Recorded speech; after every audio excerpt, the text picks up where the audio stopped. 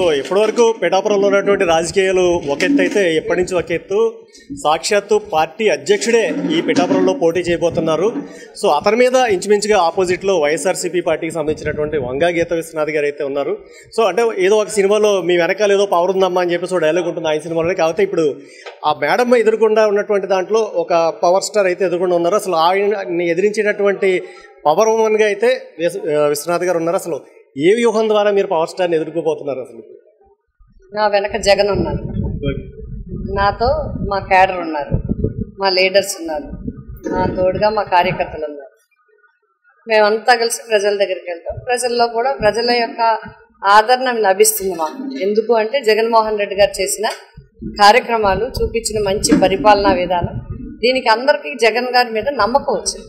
అట్లాగే నేను గతం నుంచి కూడా చాలా సంవత్సరాల నుంచి రాజకీయాల్లో ఉన్నాను. ప్రత్యేకంగా పిఠాపురం నియోజకవర్గంతో నాకు అత్యంత సన్నిహిత సంబంధాలు ఉన్నాయి, ఆత్మీయ సంబంధాలు ఉన్నాయి. అన్ని రకాలుగా నేను వారితో కలిసి ఉండడం, వారికి కూడా ఒక నమ్మకం ఉంది.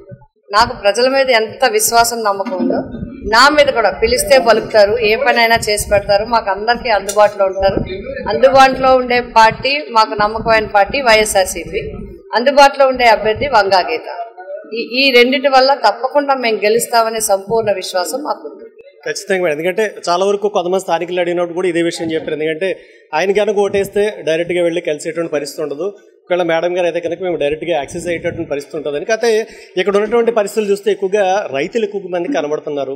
దీనికి సంబంధించి ఏలేరు వైపు నుంచి వచ్చేటటువంటి లిఫ్ట్ ఇరిగేషన్ ప్రాజెక్ట్ ఏదైతే ఉందో పురుషోత్తపట్నం దానికి సంబంధించినటువంటిది, కొంత అటువైపుకి వైజాగ్ వైపు కూడా కొన్ని టీఎంసీల నీళ్లు కూడా వెళ్ళిపోతుంది. అలాంటిది ఏమైనా ఉంటే కనుక బాగుంటుంది. బట్ గత గవర్నమెంట్లో మాకేం జరగలేదు, ఇప్పుడు ఏమైనా జరుగుతుందా లేదా అనేటటువంటి ఆలోచనలో ఉన్నామని కొంతమంది స్థానికులు తెలియజేయడం జరిగింది.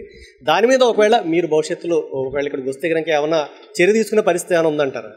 గత నుంచి కూడా మనకి పిఠాపురం పరిస్థితి ఎక్కువగా వ్యవసాయం మీద ఆధారపడ్డ రైతాంగం, వారి మీద ఆధారపడ్డ కౌలు రైతులు కావచ్చు, రైతు కూలీలు కావచ్చు, వీళ్ళంతా ఉంటారు. మనకి ఈ మొత్తం పిఠాపురం నియోజకవర్గం టైలాండ్, దేనికి పీబీసీకి టైలాండే, ఏలేరుకి కూడా టైలాండే. దీనివల్ల ఏమవుతుందంటే నీరు కానీ వర్షం కానీ ఎక్కువైతే మాకు మునిగిపోతాయి, నీరు కానీ తక్కువ అయిందంటే మా ఎండిపోతాయి. ఇది పరిస్థితి. దీనికి ఒక సిస్టమ్ మీద నడాలి, దీనికి సహకారం ఉండాలి, పై రైతుల సహకారం ఉండాలి, డిపార్ట్మెంట్ సహకారం ఉండాలి, రైతులకి సహకారం ఉండాలి. దీనికన్నా మించింది ఏంటంటే ఏలూరు ఆధునీకరణ అనేది ఒకటి జరగాల్సిన అవసరం ఉంది. అట్లాగే ఇది వంతుల వారి నడిచే సిస్టమ్. ఇదంతా ఒక మామూలుగా రెగ్యులర్గా గోదావరి నీరు వదిలేస్తే వచ్చేది కాదు.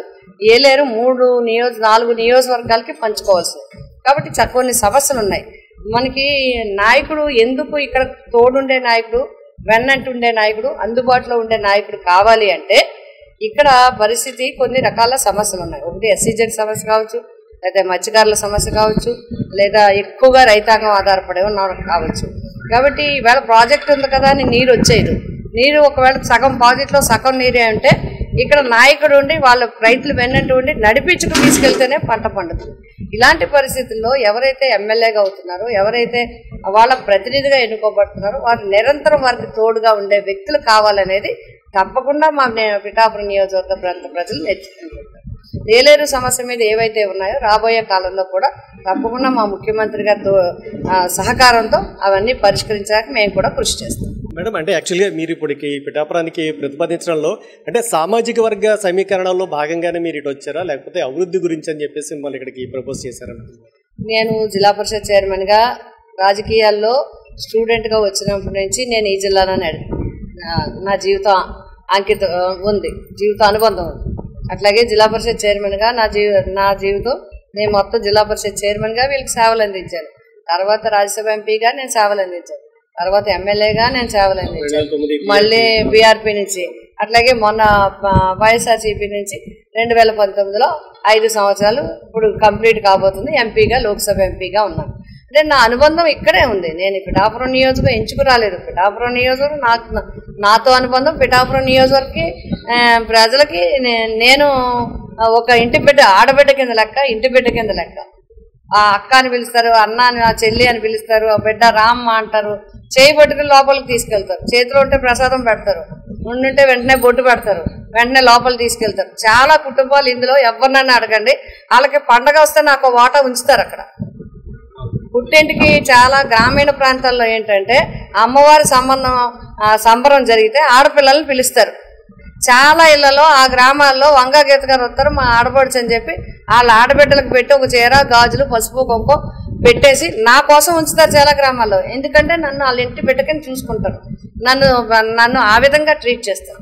కాబట్టి ఇక్కడ ప్రజలతో నేను ఎంచుకుని రాలేదు, ఇక్కడ ఇంత క్యాస్ట్లు వీళ్ళు ఉన్నారు రాలేదు. నన్ను ఇన్నిసార్లు నెగ్గించినప్పుడు నేను కులం మీద నేను ఆధారపడలేదు.